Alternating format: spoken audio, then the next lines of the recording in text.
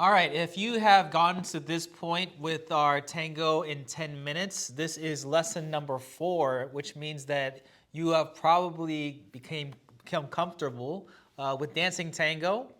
We covered a couple of the things. We covered the axis, we covered the embrace, and we covered the pivot.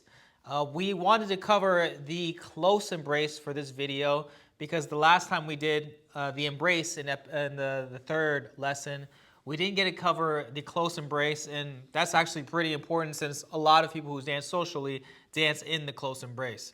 And so the close embrace is interesting because there's many different definitions of what close embrace means. So the reason why a lot of people prefer close embrace is because just like we mentioned in the embrace video, the embrace, it feels like an extended hug. So the more distance we have, the more it feels like an extension of a hug. But the closer we are, the more it begins to feel like the warmth of a hug. And so a lot of people enjoy the close embrace because there is that closeness. Now, if you are just starting tango or you're just starting social dancing, this can be very awkward and this can be very weird if you're used to your own personal space. But breaking down this video, you'll learn in time that it's actually a lot easier to dance in the close embrace because you don't have to move your axis as far because you're so close together, and it's easy to feel the little sensations and nuance as your embrace is closer connected to each other. So, the close embrace, how do we define it? Well, obviously, it is closer than the open embrace. So our open embrace, as Rob had, was here, if you remember. Now, closer is a really interesting definition, right? So if I go here, is this closer? Kinda, it's closer. What we call this close embrace? Maybe in a lot of ways, we're pretty close here. Some would argue that this is close embrace, like they'll trying to cover this distance between us, almost like if you were to slide a paper through here. This close embrace is interesting because we have our own independent axis. Rob has his axis here, I have my axis here. Now, when we talk about other forms of close embrace, some people will talk about more of a shared axis close embrace. And so there's a term for it, it's called apilado, where our bodies kind of make this upside down V shape. And so it appears more like this, where our axis is now more shared in the center, right? Instead of relying on our own independent axis. So for ourselves, we have to define which close embrace we're doing, and then which one makes more sense for you. So it's going to really depend, and this is just from my personal experience, it's really going to depend on the way you hold your body, obviously, but also the way your body structure is set up. Let's be honest here. So I don't have nearly as long arms. And so close embrace actually comes very naturally to me because everything is more inward to me. So close embrace, for example, some teachers will tell you that your arm should extend all the way to the center of the back. But here with Rob, it's impossible. My arms are not long enough. And so in close embrace, we want to be able to create the circularity. Even though my hand is not here, Rob still feels that there's a circular thing that continues. It doesn't necessarily have to be here. That's more like an aesthetic purpose because actually now it feels out of position for me. It doesn't feel as comfortable here as I'm closer here with Rob. Because my arm just doesn't reach this, and I'm trying to reach here, and you can see that my shoulder now comes inward here. And so a lot of problems that we encounter when we see the close embrace is a couple of things, like this tilting of the shoulder, and the biggest one that we want to point out is that a lot of people, when they dance close embrace, they get stuck in the armpit. Whether it's the follower that puts himself there, or it's the leader that kind of has this kind of skewed, put to the side embrace. And so what do we mean by this armpit thing? So in close embrace, it's very common to see this. So if I'm embracing Rob, it's very, if you're leading, if I embrace Rob, it's very common for me, instead of just being centered because like our heads are in the way, right? It's this thing here. Now, I'm not saying that it's necessarily the worst thing you can do, but it does limit some things when you get stuck in this armpit thing.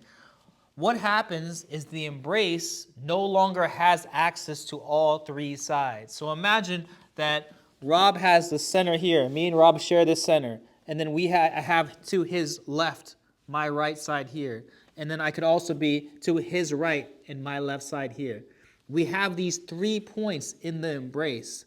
And so there's a lot of times we need these 3 points, especially when we have the circularity, when we want to go from point to point to point. A lot of instructors will call this the rolling technique because we roll from point to point to point to point. But if you're only stuck on this point here, let's just call this point 1. If you're always stuck in point 1, it's going to be very hard for Rob to roll from this point to this point because I can't go all the way to this point where I need to be. I get stuck here in the middle, and so we're trapped here.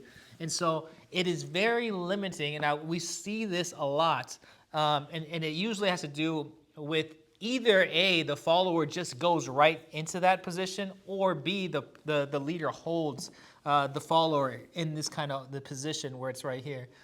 I would say the easiest fix for this is that I know that when you're in the close embrace, the head contact is a really interesting thing to talk about. Because when we're in close embrace, it's almost like we want to feel this connection with our head here. And so it almost feels natural for me to kind of burrow myself on this side here. Because if we're straight facing each other like me and Rob are right now, it's kind of weird with here. It's like his face is in my way. So when you're in this position, just simply off to the side slightly. It doesn't have to be all the way here. It's just that you turn your head slightly here. We're still mostly in the center, but see our heads are not directly aligned in front of each other.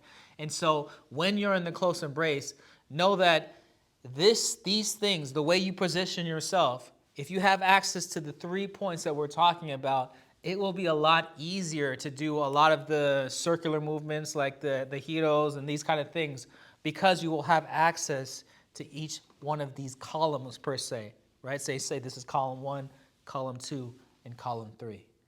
And so be mindful of this.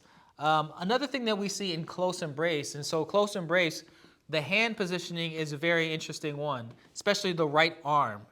Like I was saying before, Rob's arms are a lot longer than mine.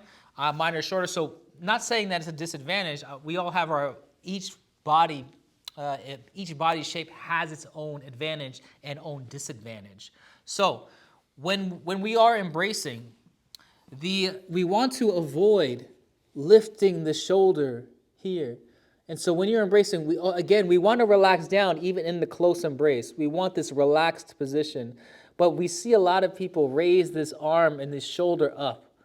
Note that it's probably, obviously, everyone aims for the center of the back, but I would even go further and say it should be a little lower because you want to relax yourself here, right? We don't want tension up, if anything, because, again, we don't want to raise our shoulders because then it becomes uncomfortable in the close embrace. But I will say that, again, the close embrace is up to the follower. Like Rob was mentioning last time, or in a previous video, as a person who is leading, it's your job to suggest your hand. The follower comes in and comes into the position that feels more comfortable for them. So when we have this feeling here, in the close embrace, it is really up to them where they dictate the distance.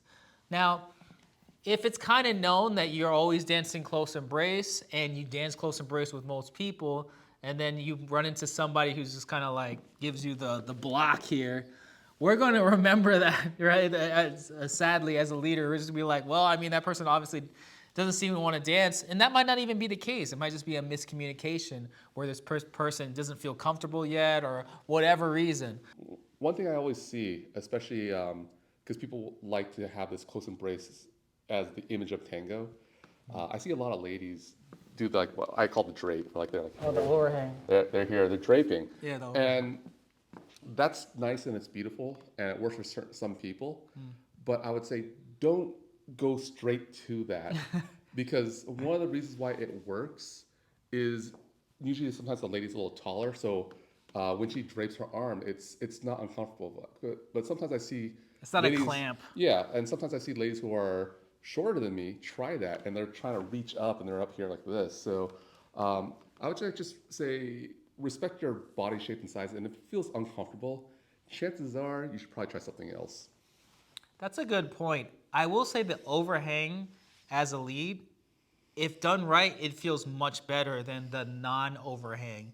So it is a tricky scenario because I do actually like the overhang when I dance in really close embrace. It feels very nice. But when done wrong, it feels like somebody's clamping down on my neck.